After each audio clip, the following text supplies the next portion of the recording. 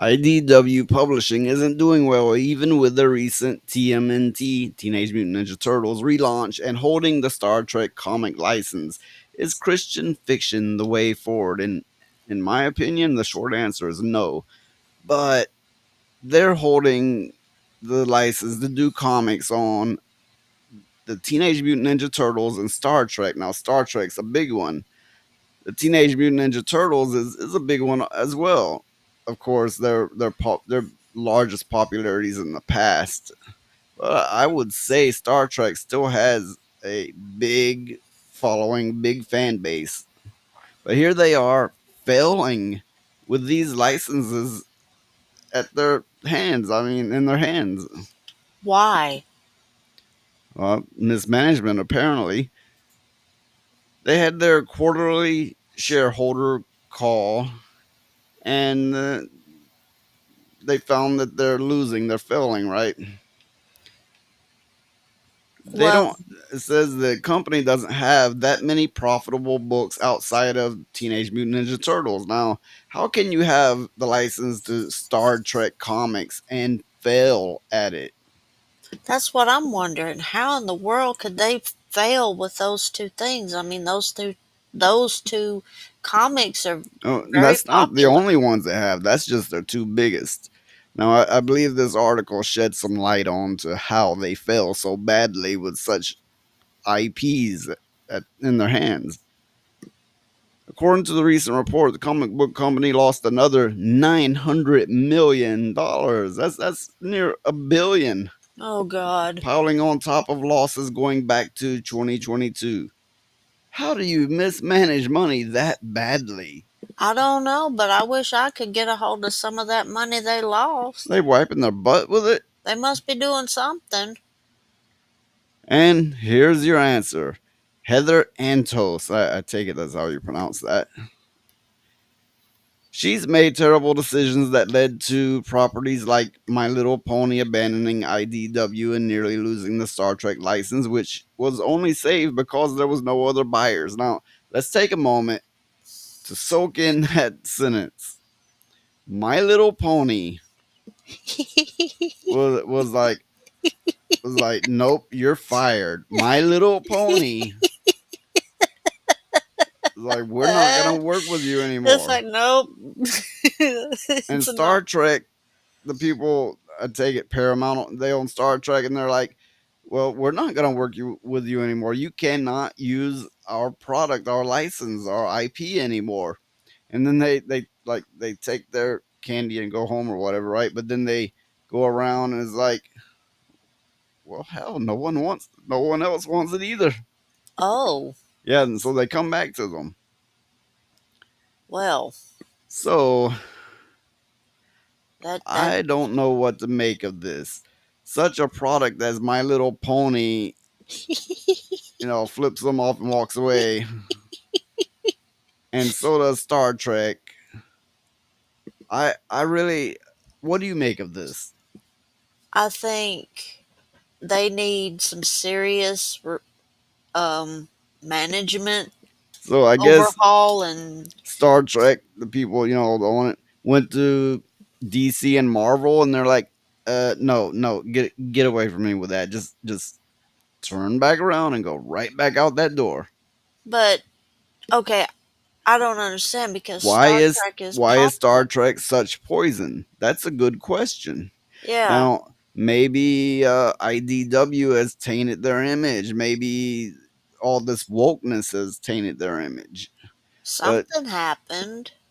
think of Marvel had it for a moment, and then they could have some anomaly where they cross over, and then you have I don't know, say Wolverine in the Star Trek universe. I mean, it could lead to some very interesting things there. Oh, oh, you know what? The Silver Surfer in Star Yeah, Trek. that would work very well actually. I like that idea. Galactus and the Silver Surfer and the Enterprise and or Yeah. whatever ship it may happen to be, that could work very well. I wish I had the money. I would put a comic out like that. I think it'd do really well. IDW is going to be building its own superhero universe, which I don't think is necessarily a bad idea. Yes, it's oversaturated, as the article mentions, but it's all about how you do it. I like how Marvel did it originally. They did it kind of like a 1950s sci-fi magazine, which I thought that was a good take, and I think it needs to be grounded. It needs to be gritty, but not overly gritty. Serious, but not overly serious. And make some fun in it too. Not just take, oh, we have the superhero formula and we're gonna run with that. You're doomed to failure then. Yeah. At least in with the current competition. They'll be doing crime comics. Now, I'm not entirely sure what that implies. Maybe detective type things. I'm not sure. But the strangest announcement from Jonas whatever, is that the comic publisher wants to do Bible stories. They Uh-oh. say, get this, they say that the religious community, which is a large book buying community, okay, they buy one book in particular. Yeah. Now, maybe they are a big book buying community. Maybe. I mean, I'm not, privy to all that. But, um, yeah, I don't see Bible Man, Jesus Hero Man as a big seller. Which, I've seen a documentary that actually said that Jesus translated to hero Yeah. or hero man or some combination of that. Anyway, I just don't see I can't see that going anywhere.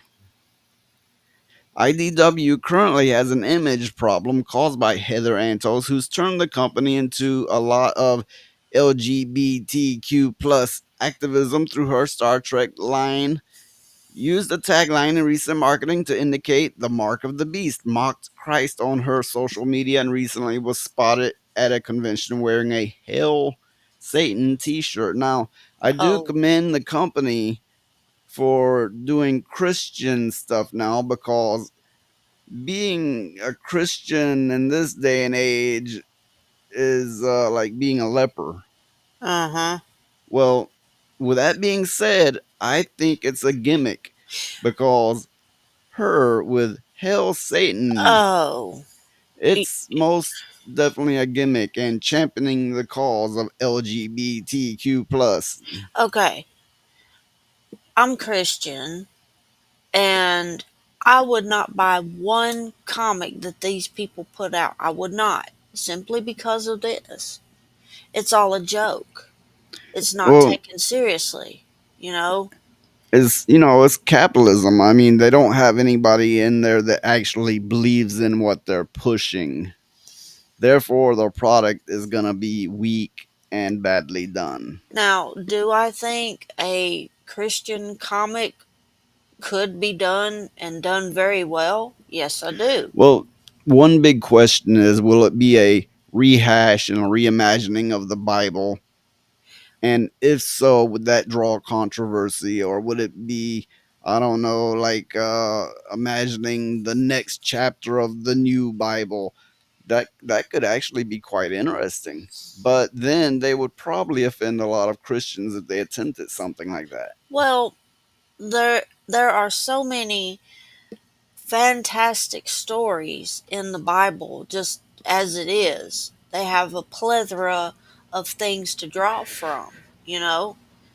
They Yeah. wouldn't have to make anything up. Well, this does make for interesting conversation. I think we'll come to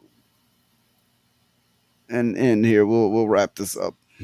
Thank you for watching, everybody. Don't forget to like and subscribe, and we'll see you on the next one.